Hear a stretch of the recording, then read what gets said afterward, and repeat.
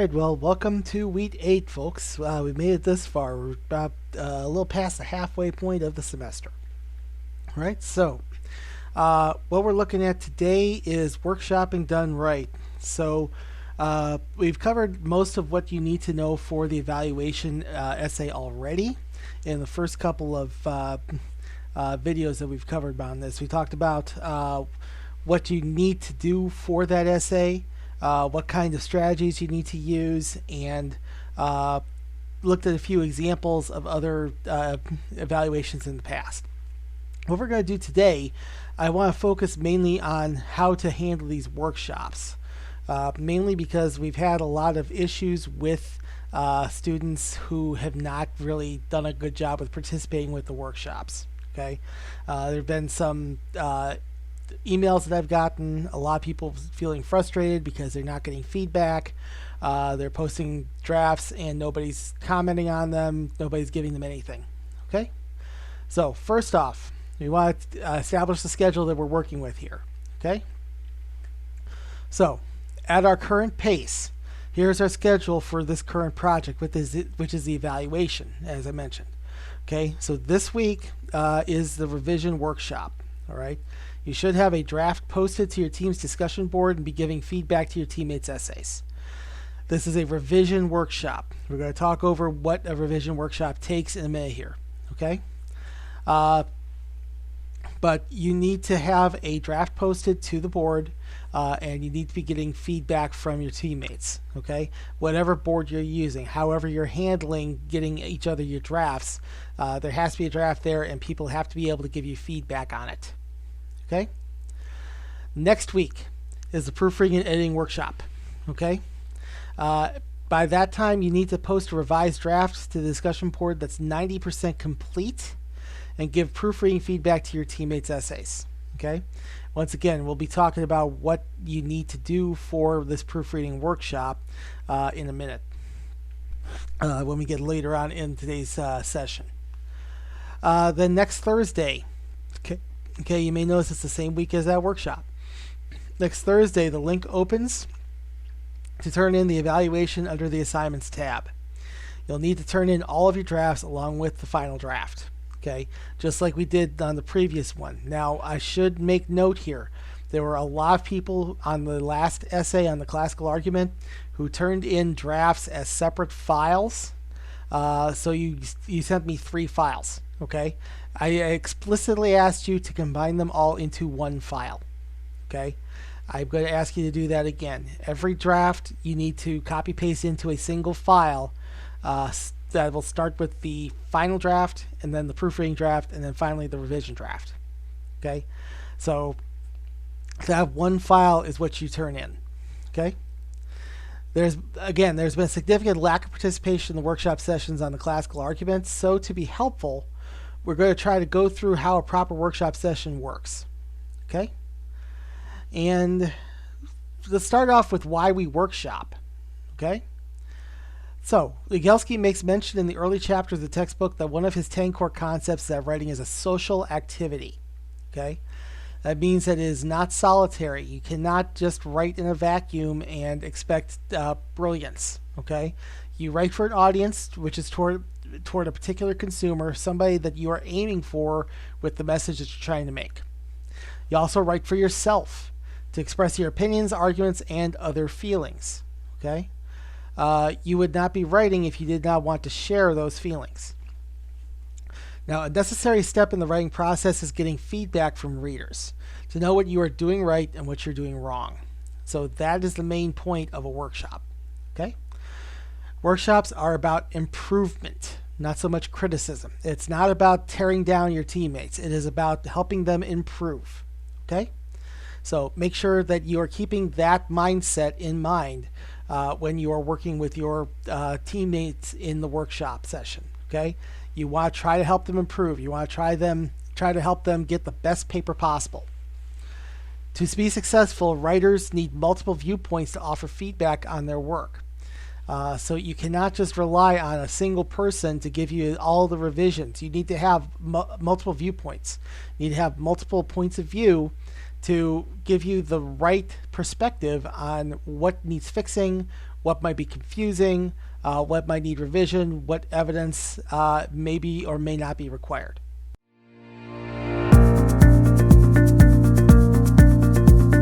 So in order to fully compose a polished, well-reasoned essay, it is necessary to get feedback from your peers. Here is what you probably want to do when you are reading your teammates' essays. Okay, take this approach. I do recommend you read it 3 times. Okay, read it over once just to get an idea of the main topics and arguments being covered. Okay, so give it a once over. Doesn't have to be too detailed. Just a really quick look and see what people are saying, what kind of ideas they're presenting, how they're presenting their ideas. Okay. Second time, read it through slower and more carefully and consider elements in the writing that you like. Okay? Is there any particular turn of phrase that the author uses that you're a big fan of? Is there any particular turns of phrase that you feel are very strong? Are there elements that you feel really work well? Is there evidence that they present that's extremely strong? Is there evidence that they present that ties nicely into their topic? Okay? Let them know. Then read it a 3rd time. Consider elements in the writing that may be awkward or cause other readers issues. Okay? So it's going to depend on what type of workshop we're working with. So if it's a revision workshop, this will be in the realm of ideas and organization. If this is a proofreading and editing workshop, this is going to be in the way of grammar, spelling, mechanics. Okay? When you give your feedback to the writer, you start with what they're doing right and what you feel works. Okay? It's better to butter up that author and let them know, hey, this is what I like. This is what you're doing right. This is what I feel works. Move from there into the elements that may need revision. Okay? That's when you start giving them the critical stuff, the constructively critical stuff, I should say. Nothing along the lines of your topic is stupid, or you have the wrong idea, or you're wrong, or you're stupid, or anything like that. We do not want to do anything that might be construed as a personal attack when you're giving criticism. Okay? This criticism needs to be constructive in nature because it's supposed to help them improve the paper. All right, so to give you an idea here of what we're going to be doing for these workshops, okay, what you should be doing for these workshops anyway, I've actually found some resources that might help here. Okay, I found a couple of really good sources from another college. This is a professor using it for her own composition class, and I've just kind of hijacked it for the purposes of this so that you guys can understand what we're looking for in terms of revision and proofreading. Okay, so first we're going to look at revision. Okay, let's take a look.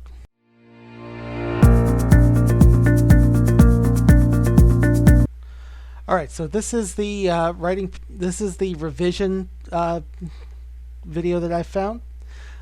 Take a look and see what she's putting forth here, because this is stuff that you're going to want to do when you're in revisions.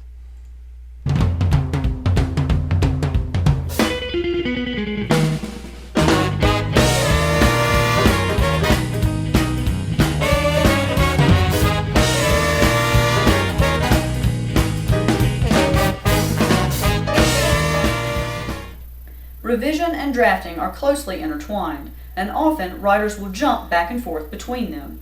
Revision involves changes to a draft called higher order concerns. Examples include reorganizing information, adding or deleting supporting evidence, rewriting sentences or paragraphs, checking for logic and flow, and so on. Revision involves the big changes that help readers understand the points you're trying to make. Revision does not involve checking for grammar, punctuation, or spelling. This comes later. Spending too much time on surface errors takes time away from making your paper stronger. Here are some tips on how to revise. Read what you've written. This is probably the simplest advice we can give. Read silently or aloud to yourself, or ask a friend to read your paper aloud to you.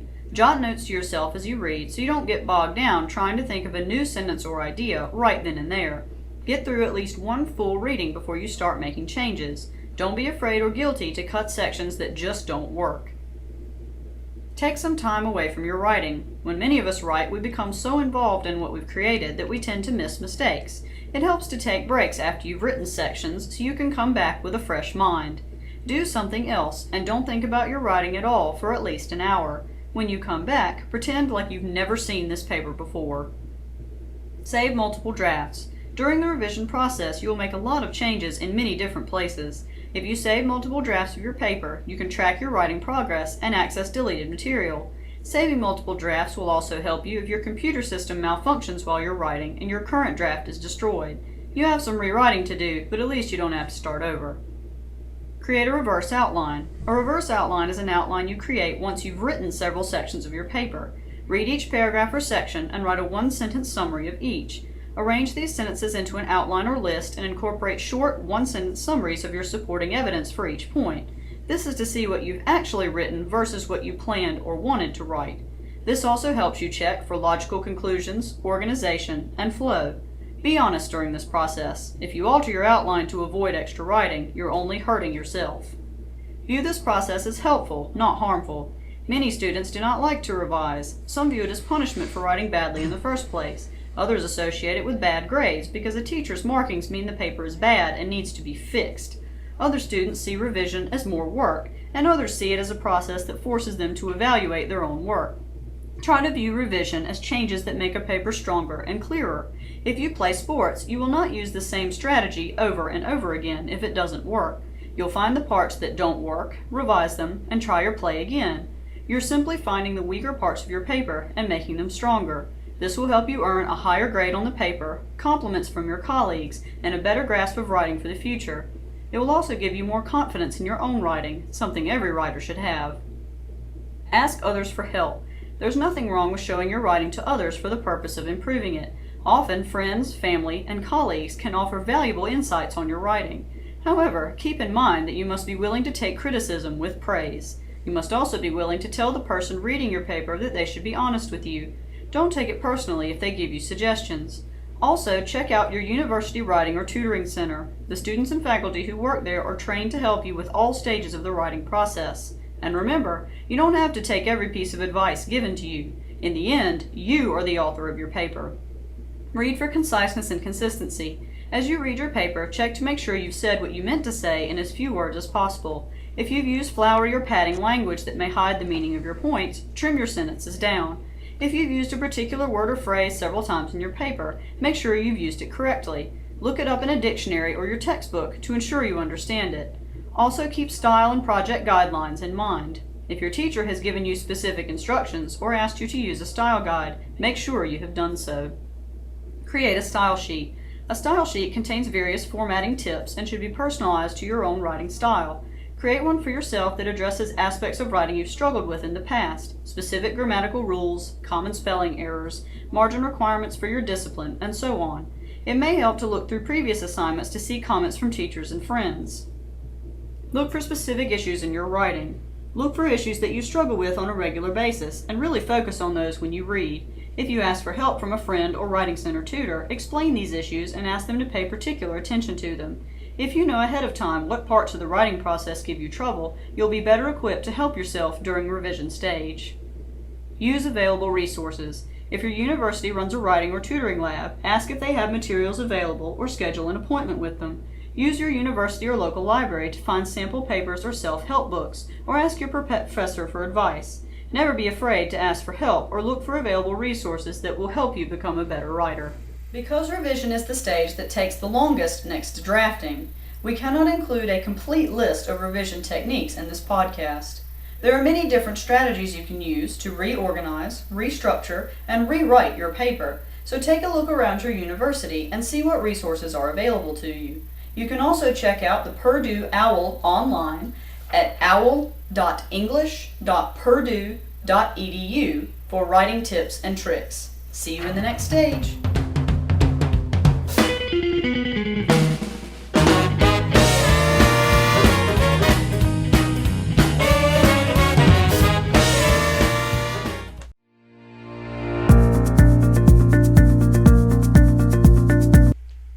As the presenter said, there's a lot of stuff that's involved with revision.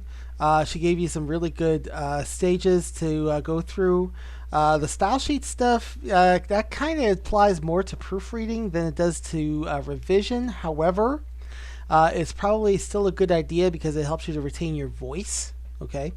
Also, there's a few other things that she didn't quite mention that I like you guys to work on with revisions. Okay. So some of the elements may need revision in context with the current essay. And just keep in mind that your revisions have to be in context with the project at hand. Not every set of revisions is going to work for every project. Okay? So let's start with the first one here. Criteria are unclear. The writing does not give any idea of how the subject is being judged or for what reason those criteria exist.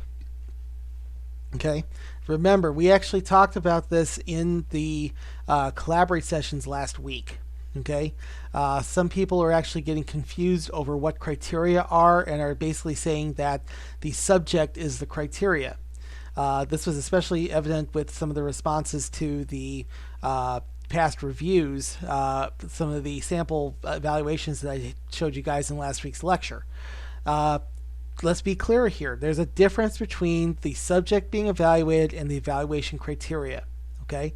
The criteria is your list of qualities that makes something of good quality. Okay? It is your personal list of items that your subject has to meet. There are specific list of requirements that your subject has to meet in order for you to consider it good. Okay? That is what your criteria is. Right?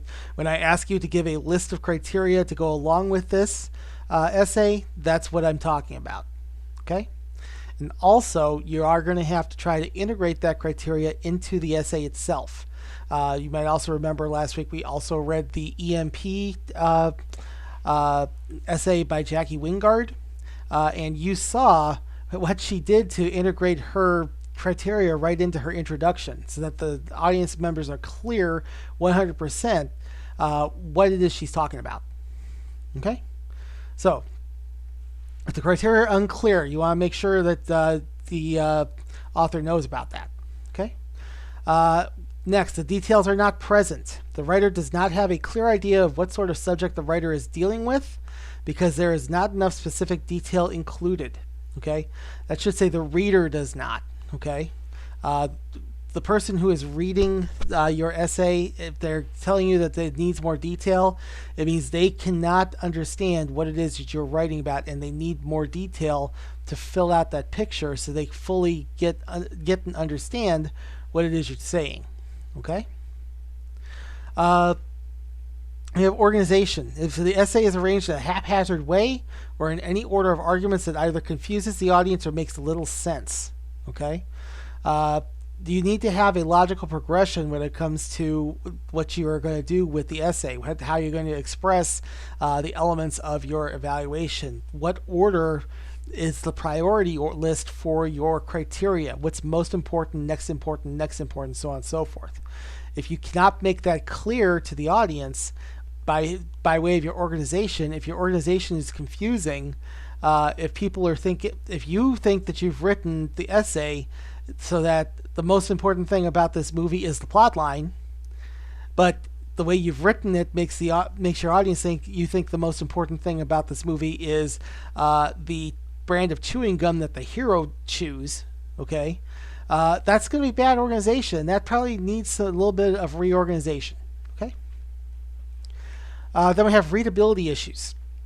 Now the video kind of went into this when she talked about fixing flowery language. Okay, that is part of readability here, but there's some other elements as well. Okay, are there enough paragraph breaks? Okay, so readability issues are about comfort level. Okay, this is about how comfortable it is for your reader to read and understand your essay.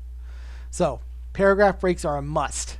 I did note on several essays that where people had written extremely long paragraphs that could have been broken into 2, 3, 4, maybe even 5 paragraphs. Okay, just keep in mind with paragraphs that each individual paragraph has to talk about a single idea. And if you start seeing yourself transition away from that initial idea to something else, that's when you need a paragraph break. Okay? So, are there enough paragraph breaks? Is it broken up enough so that it's comfortable to read? Is the language being used understandable, or is there a lot of specific terminology that will lose the average reader? On top of that, is there a lot of highfalutin flowery language that's going to lose the average reader? If you are writing a modern evaluation of a movie, but you're writing it like a 16th century aristocrat, that's going to lose your audience in a big hurry. Okay? So try to limit the amount of terminology and the amount of cutesy language that you use. If you have terminology that you have to use, make sure it's defined. Okay? Does the tone feel like something a reader will want to engage with? Okay? Have you given the reader a reason to listen to you? Have you given them a reason to say, "Oh, hey, this is a good writing. This is a writer that I can relate to." Okay? Have they created a tone that feels comfortable to an audience? Or are they creating a tone that is unsuitable for the purpose? Are they trying to pick a fight? Okay? Are they trying to apply a tone that really doesn't belong? Okay? Are they wearing a clown suit to a funeral? In other words, okay? Make sure you have the paper tonally correct. Okay, and if the tone doesn't seem to match the subject matter, or it doesn't seem to match what's being written about, or what is written in the essay, then you may want to let them know about that.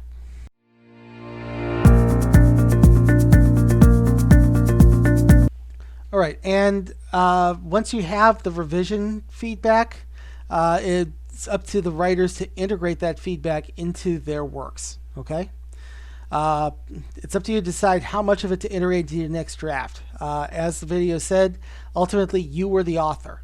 Okay, you do not have to integrate any feedback that you get, but keep in mind that people are trying to do that to help you make a better paper. Okay. So, how do we determine which feedback to add and which feedback to ignore? First off, compare your feedback to each other so you know what areas are consistently mentioned by your workshopping peers. If there is something to your paper that more than one reader has noticed, okay, this is probably something that you're going to want to address, especially if it's a problem. Okay? Any feedback that contradicts should be evaluated in terms of which argument is stronger and which feels more helpful. It'll be up to you which feedback you follow ultimately. Okay. One thing to also keep in mind with feedback is going to also depend on context. Okay. That is to say, the context that you have placed this paper into. If the feedback works within your context, then it's something that you can probably follow up on. If it's something that does not work within your context, then maybe it's something that you may consider just leaving to the wayside. Okay? Feedback calling for more details should lead to the inclusion of more details. And that seems kind of obvious, okay? But if you feel like you've got enough detail in it, there may be no way to add more detail, then sometimes you kind of have to let that go as well. But most times if somebody's asking you to give more detail, it usually means you can give them more, because that particular reader is not understanding you clearly. Okay? Feedback about organization or readability issues should be addressed as well, based on what issues are being found. Okay, so again, we went over that list of organization and readability issues on the previous slide. Anything like that people are finding, and if it's consistently being found by all your readers, not just like maybe one, it's something that you probably want to consider changing. Okay, if it's something that's going to make it uncomfortable for a reader, it's something that you might want to consider changing. All right, so with that being said, let's go ahead and take a look at the, I have one more video to look at. This one's considerably shorter. And this is going to be in regards to proofreading and editing. Okay? Let's take a look.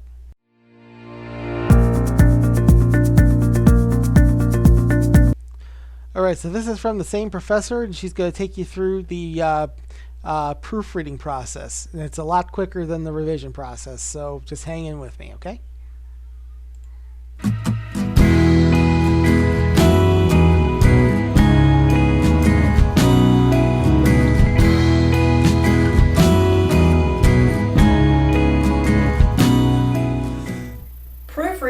editing are exactly the same except for their timing. Editing occurs after revision has taken place and you are satisfied with the structure, ideas, and organization of your paper. Proofreading occurs directly before you turn your paper over to your teacher or an editorial board for grading. Here are some tips on proofreading.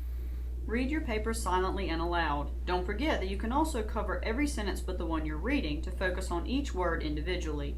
Use your style sheet. Pay particular attention to errors you've made in the past so you can catch them this time. Ask others for help. Remember though that your readers shouldn't make any corrections to your paper. That's your job. Set aside time for proofreading. Make sure you proofread at least one day before your paper is due. Avoid proofreading the day of or immediately before you must hand over your assignment. Do not rely exclusively on computer programs. If you do use them, make sure you check behind them to ensure your paper still looks the way you want it to.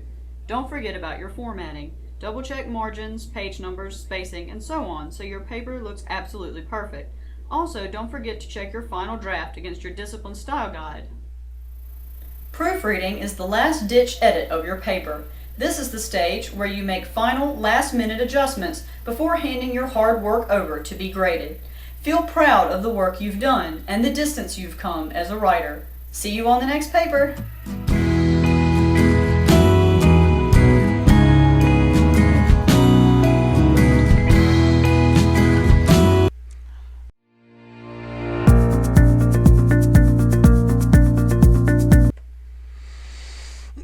All right. So as the other professor says, this stage of the process is the final polish a draft needs before being submitted. Okay.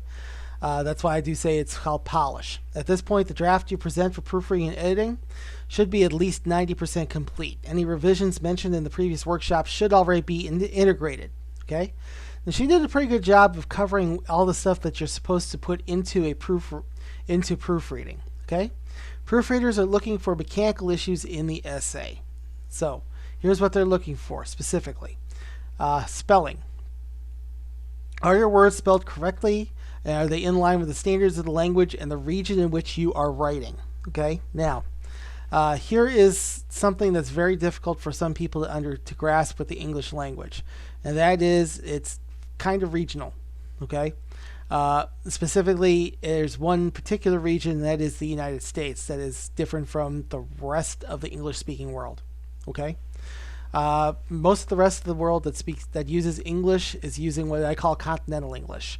That is to say that it is English that was originated from England itself and spread to her colonies. Okay, they used to say that the sun never sets on the British Empire. Because they had colonies all over the world. They basically gentrified all these countries, made them use their language, so they adopted British English. Okay. The Americans, on the other hand, said, "No, we're not doing this. We have our own English, and really, actually, if you listen to our accent as opposed to the current British accent." Some linguists will actually tell you that the American accent is what the English accent was prior to the 1700s. Okay, from 1700 onward, the English took up their particular pronunciations, their particular patois, which is what they usually call it, and they now have their High English, and we have our English. Okay, or American English, honestly. But one thing that also comes into play here is there's different spellings. Okay, there's a lot of things that are spelled differently between American English and Continental English. Okay, mostly it involves things such as the use of C's in places of S's. Okay, so for all you football fans out there, offense and defense. Okay. You know how to spell those, right? Offense, O-F-F-E-N-S-E. Defense, D-E-F-E-N-S-E. Okay? Have fun watching a Canadian football game. Okay? Canadian Football League uses the British spellings, where offense and defense are both spelled with C's. O-F-F-E-N-C-E, D-E-F-E-N-C-E. Okay? License, for instance. the American English spells it License.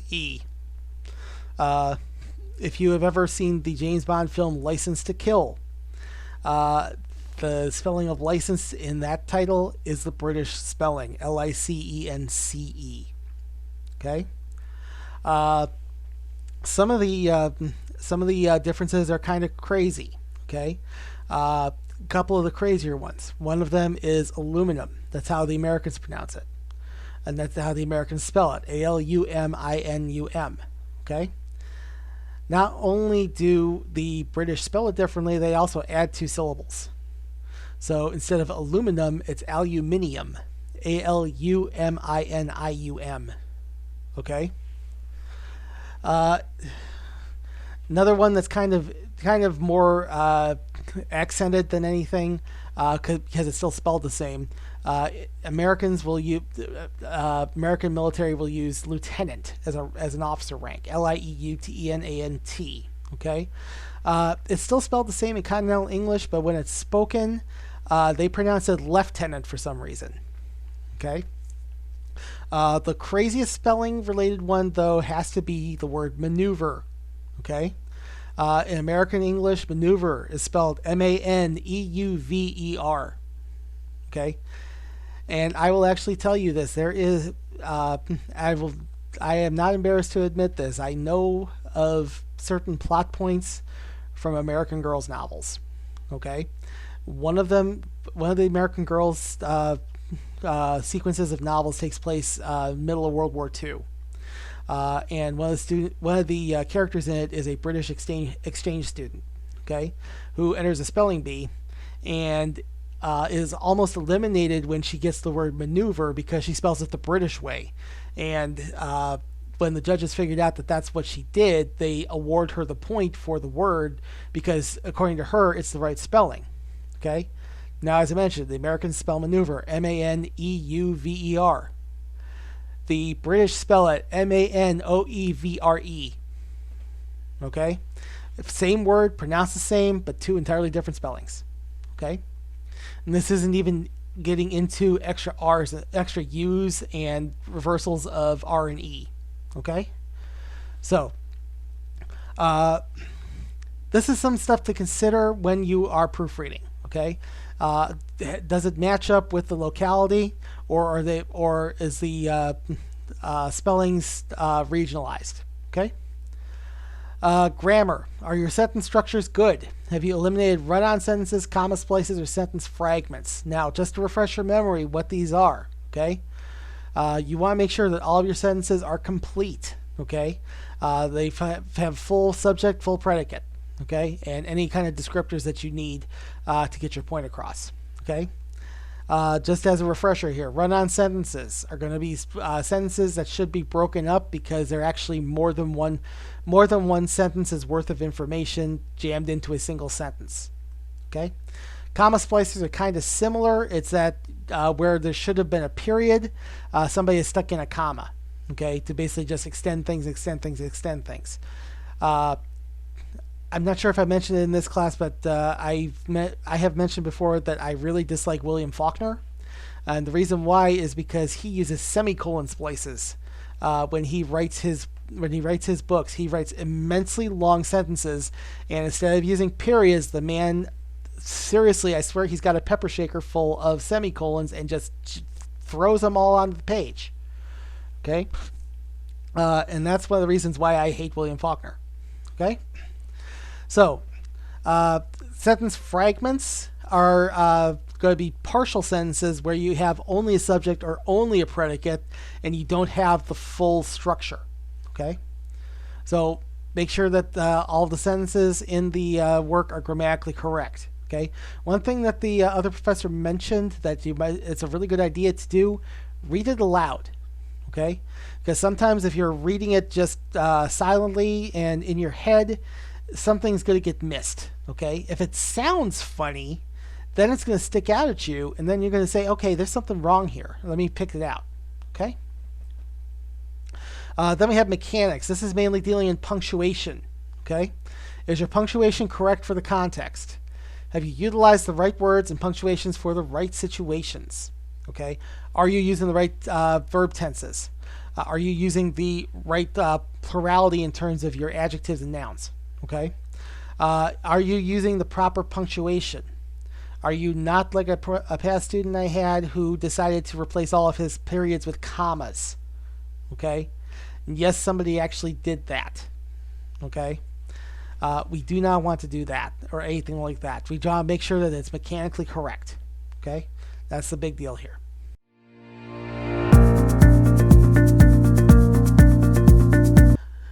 And what that gets us to is conducting an online workshop. Now, this is the hard part here because this is reliant on you acting as an active participant. Okay? Because we are doing everything online, that also includes our workshop sessions. Okay? Now, it is very important that we get this down and get this coordinated, especially because the next project that we're doing is the annotated bibliography. That is a team project. Okay, so everyone has to be able to coordinate, everybody has to be able to communicate, everybody has to be checking constantly. Okay, so a few things that are imperative for workshops to work in this class and for the teams really. First off, everyone must participate. Team members not submitting drafts or just submitting drafts and not giving feedback may as well not be on the team at all. Okay, because you're not doing anybody any good, especially not yourself. Okay, you have to be giving feedback to your teammates. You have to present drafts so that you can get the feedback from your teammates, and you have to come and get the feedback and not just ignore it.